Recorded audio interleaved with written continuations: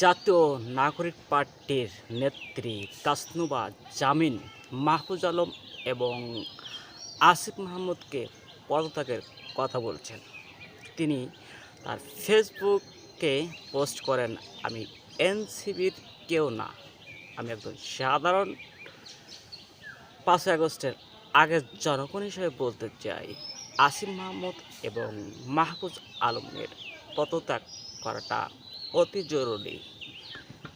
তাসনুভা জামিন তার ফেসবুকে এটা বলেন যে আপনারা পদত্যাগ করে আমাদের কাতারে এসে হাজির হন, সরকারি চেয়ার থেকে পদত্যাগ করে আমাদের কাঁধে কাঁধ মেলান, না হলে আমাদের আন্দোলনে আপনাদের চেয়ার অপমানিত হয়ে সেখান থেকে ছাড়তে হবে।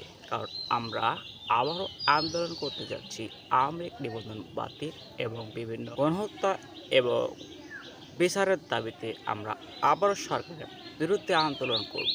সুতরাং আপনারা যদি আমাদের কাতারে না আসেন, সেখানে সরকারেই বসে থাকেন, তাহলে অপমানিত হতে হবে। তার চেয়ে আপনারা স্বইচ্ছায় নিজেদের ইচ্ছায় আপনারা পদত্যাগ করে আমাদের কাতারে এসে হাজির হন, তা নাহলে আপনাদেরও অপমানিত হতে হবে। তো এনসিপি নেত্রী এমন বক্তব্যকে আপনি কেমনভাবে দেখছেন, সেটা আপনাদের কমেন্টস বক্সে অবশ্যই জানিয়ে দিবেন।